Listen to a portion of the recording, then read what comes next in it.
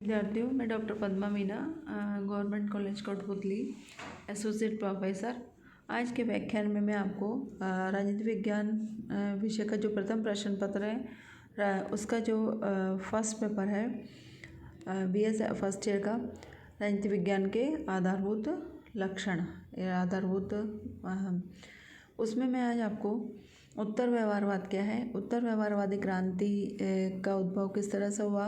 ये तो, और उत्तर व्यवहारवादी आंदोलन के आधारभूत लक्षण या मान्यताएं क्या है।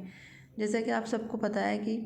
डेविड ईस्टन व्यवहारवादी क्रांति के जनक माने जाते हैं और डेविड ईस्टन ने ही व्यवहारवादी अध्ययन पर बल दिया था। व्यवहारवादी अध्ययन वो होता है जो मनुष्य के राजनीतिक व्यवहार का अध्ययन करता है और मूल्य निरपेक्ष दृष्टिकोण से व्यवहारवादी अध्ययन किया गया। लेकिन ये माना गया कि हमारे अध्ययन की कोई प्रासंगिकता नहीं है यदि हमारा अध्ययन या समाज वैज्ञानिकों व राज वैज्ञानिकों का अध्ययन ऐसा हो जो कि प्रासंगिक नहीं हो, शोध विषय से संबंधित प्रासंगिक नहीं हो, तो ऐसे अध्ययन की कोई आवश्यकता नहीं है। और हमारा अध्ययन कैसा होना चाहिए, मूल्य, उसमें मूल्यों का भी समावेश होना चाहिए। ये नहीं कि केवल हम तथ्यों के नाम पर बिल्कुल निरपेक्ष और वैज्ञानिक बनने के नाम पर तथ्यों की बिल्कुल, मूल्यों की बिल्कुल उपेक्षा करें। हमारा अध्ययन कैसा होना चाहिए, उसमें तथ्यों का समावेश हो, लेकिन साथ ही साथ हमारे अध्ययन में मूल्यों का भी समावेश होना चाहिए, तभी हमारे अध्ययन की सार्थकता सिद्ध हो सकती है। इसलिए उत्तर व्यवहारवाद की कमियों को दूर करने के कारण उत्पन्न हुआ वो आंदोलन था जिसने कि मूल्य प्रधान अध्ययन को बल दिया और जिसने दो नारे दिए, कर्म और प्रासंगिकता का नारा दिया। अर्थात राजनीति वैज्ञानिकों को कर्म करना चाहिए। कर्म से तात्पर्य था कि राजनीति वैज्ञानिक केवल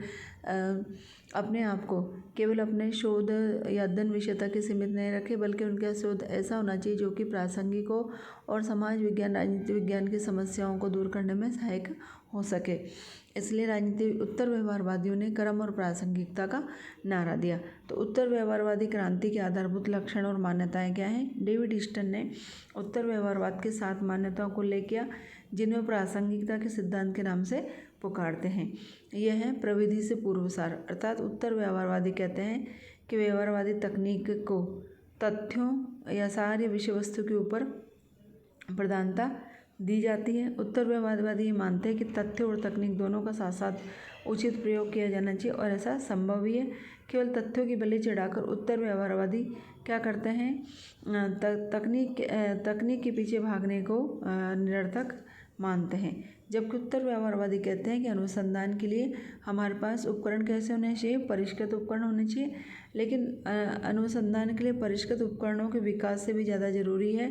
कि हमारा उद्देश्य महत्वपूर्ण होना चाहिए जिनके लिए कि हम इन उपकरणों को प्रयोग में ला रहे हैं। इसलिए उत्तर व्यवहारवादी मानते हैं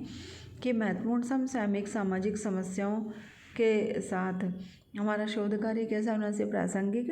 होना चाहिए। दूसरा उत्तर व्यवहार का आधारभूत लक्षण था सामाजिक परिवर्तन पर बल, अर्थात उत्तर व्यवहारवादी मानते हैं कि जाने अनजाने जहाँ व्यवहारवादी परिवर्तन विरोधी यानी रूढ़िवादी हो जाते हैं और परिवर्तन विरोध व्यवहारवाद के प्रणाली शास्त्र और तकनीक में निहित माना जाता है और व्यवहारवादी केवल अपने आप को तथ्यों के वर्णन और विश्लेषण तक ही सीमित रखते हैं और उन्होंने उन तथ्यों के व्यापक संदर्भ को,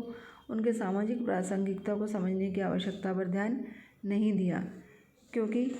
सामाजिक प्रासंगिकता को वह प्रणाली शास्त्र के अनुसार वर्जित मानता है। सामाजिक प्रासंगिकता है तथ्यों के व्यापक संदर्भ में उनको समझना शायद व्यवहारवादियों के पैराडिम की आवश्यकता के अनुरूप नहीं हो सकता है। इसलिए आवश्यक है कि उत्तर व्यवहारवाद ये मानता है कि सामाजिक परिवर्तन होना चाहिए और व्यवहारवाद ने केवल रूढ़िवादिता या जड़ता पर बल दिया, ऐसा नहीं होना चाहिए। तीसरा उत्तर व्यवहारवाद डेविड ईस्टन के अनुसार समस्याओं के विश्वसनीय निदान की आवश्यकता पर आधारित है, क्योंकि उत्तर व्यवहारवादी मानते हैं कि राजनीति विज्ञान को अमूर्तीकरण, विश्लेषण, विशिष्ट शब्दावली आदि के विकास में कम रुचि लेकर मानव जाति की आवश्यकताओं को पूरा करने, उनके संकटों का समाधान करने में सहायक होना चाहिए। जब व्यवहारवादी युग में राजनीति विज्ञान ने राजनीति की क्रूर यथार्थताओं से अपना नाता बिल्कुल ही तोड़ लिया था, वही व्यवहारवादी अन्वेषण का लक्ष्य यह मानता है कि यदि वास्तव में तथ्यों की गहराई तक पहुँचना है तो राजनीति वैज्ञानिक को जो उनके सामने स्थिति उससे आँख मूंद कर तटस्थ रहकर अध्ययन नहीं कर सकते, क्योंकि उस समय संकट और चिंता का युग था और व्यवहारवाद के अमूर्त प्रत्ययों और अवधारणाओं में व्यक्ति और समाज की व्यापक और गंभीर समस्याओं के समाधान की कोई क्षमता नहीं थी। उस समय अणुबम का आविष्कार हो चुका था, इसलिए चारों तरफ अणुबम के प्रयोग की विनाश लीला का भय था। जनसंख्या विस्फोट हो रहा था, प्रदूषण बढ़ता जा रहा था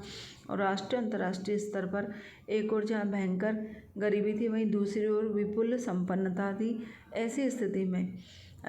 उत्तर व्यवहारवादियों को लगा कि यदि जो हमारे सामने समस्याएं सामाजिक राजनीतिक समस्याएं हैं या विश्व में जो समस्याएं, यदि उन समस्याओं का हम तत्काल उपचार नहीं करेंगे तो सारी मानवता ही क्या हो जाएगी, नष्ट हो जाएंगी। इससे राजनीति शास्त्र का औचित्य उसी स्थिति में सर्वमान्य होगा जबकि समाज व्याप्त विषमताओं, संघर्षों, आकांक्षाओं, संदर्भों और चिंताओं के उचित समाधान का प्रयास किया जाए। इसलिए उत्तर व्यवहारवाद पर उन्होंने आक्षेप लगाया कि उसकी शोध वस्तु स्थिति से असंबद्ध होती है। इससे उत्तर व्यवहारवाद का मूल उद्देश्य राजनीति शास्त्र की मदद करना है ताकि इस संकट से बचा जा सके जिससे मानव जाति की आवश्यकताओं को पूरा किया जा सके। और उत्तर व्यवहारवाद का चौथा लक्षण था इसने कि मूल्यों की महत्वपूर्ण भूमिका मानी। उत्तर व्यवहारवादी मानते हैं कि जहाँ व्यवहारवाद ने मूल्यों के महत्व को अस्वीकार किया और विज्ञानवाद और मूल्य निरपेक्ष दृष्टिकोण पर ज़्यादा जोर दिया, तो व्यवहारिक दृष्टि से मूल्यों को हम उपेक्षणीय नहीं मान सकते, क्योंकि ऐसा हुआ था तभी तो राजनीति विज्ञान नीरस और प्रयोजनहीन बन गया था। वस्तु तो मूल्यों की आधारशिला पर ही ज्ञान की इमारत खड़ी की जा सकती है और मूल्यों की यदि ज्ञान प्रेरक शक्ति न माना जाए तो सदा ही ये खतरा रहता है कि ज्ञान को उचित उद्देश्यों के लिए काम में लाया जाएगा या नहीं। ऐसे राजनीति विज्ञान में मूल्यों का बहुत अधिक महत्व और वैज्ञानिकता के नाम पर राजनीतिक अध्ययन से हम मूल्यों का बहिष्कार नहीं कर सकते। इससे उत्तर व्यवहारवादियों ने मूल्यों की निर्णायक भूमिका को स्वीकार किया है और इस बात पर उन्होंने बल दिया कि यदि ज्ञान का सही प्रयोजनों के लिए प्रयोग में लाना है तो मूल्यों को उनकी केंद्रीय स्थिति प्रदान करनी होगी। बुद्धिजीवियों की भूमिका उत्तर व्यवहारवाद का 5वां नियम था, जिसमें उत्तर व्यवहारवादियों ने राजनीतिक शास्त्रियों को यह भी याद दिला दिया कि बुद्धिजीवी होने के नाते समाज में उनकी अपनी एक भूमिका है और राजनीति वैज्ञानिक बुद्धिजीवी होने के नाते मानवीय मूल्यों के प्रति यदि प्रतिबद्ध नहीं है तो वो अपनी उचित भूमिका नहीं निभाते बल्कि अपने दायित्व से विमुख हो रहे हैं। इससे सभ्यता के मानवीय मूल्यों के संरक्षण में अधिक से अधिक प्रयत्नशील होना उनका मुख्य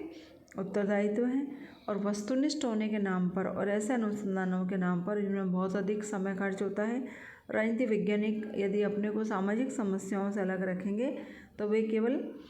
तकनीकी और यंत्रवादी बनकर रह जाएंगे और ऐसे यंत्रवादी और तकनीकी विद बनकर जाएंगे समाज के साथ खिलवाड़ में लगे हुए हैं। यदि वो सामाजिक दायित्वों को नहीं समझेंगे तो समाज भी उन्हें सारी सुविधा देने से इनकार कर देगा, जैसे शोध की स्वतंत्रता आदि। और उत्तर व्यवहारवादी आंदोलन का 6वां नियम था कर्मनिष्ठ विज्ञान। उत्तर व्यवहारवादियों ने कर्मनिष्ठता पर बल दिया और उनका कहना है कि राजनीतिक विषयों के अध्ययनकर्ता को समाज के पुनर्निर्माण कार्य में लगा होना चाहिए और उनका मत है कि ज्ञान व्यवहारिक रूप से सार्थक होना चाहिए। यदि हमारी व्यवहारवादी शोध परिणामों का रचनात्मक क्रियान्वयन नहीं हो सकता तो ज्ञान सार्थक नहीं होगा, अर्थात ज्ञान का क्रियात्मक होना आवश्यक है। इसी के साथ साथ व्यवसाय का राजनीतिकरण उन्होंने उत्तर व्यवहारवादी आंदोलन का 6वां नियम माना और जहाँ राज वैज्ञानिक तटस्थ रहने में गर्व अनुभव करते हैं और समाज की राजनीतिक गर्मागर्मियों से जहाँ उन्होंने स्वयं को शामिल करने में सक्रिय भूमिका नहीं अदा की, जबकि उत्तर व्यवहारवाद मानता है कि राजनीतिक शास्त्री को समाज में सकारात्मक भूमिका अदा करनी चाहिए जिससे समाज के उद्देश्यों को एक सुव्यवस्थित दिशा दी जा सके।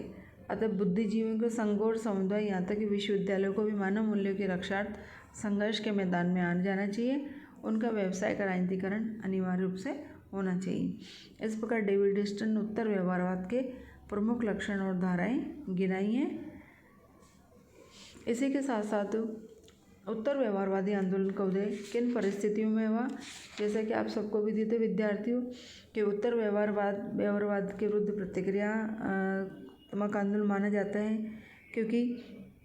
जैसे द्वितीय विश्व युद्ध समाप्त उसके बाद व्यवहारवादी राजनीति विज्ञान को विश्वसनीय, सैद्धांतिक और वैज्ञानिक स्वरूप देने में लग गए, लेकिन उनके विश्वसनीय, सैद्धांतिक और वैज्ञानिक स्वरूप देने के राजनीति शास्त्र के प्रयास को स्वयं व्यवहारवादी भी अपूर्ण मानते थे। इसलिए ऐसे अध्ययन की आवश्यकता हुई जो कि विश्वसनीय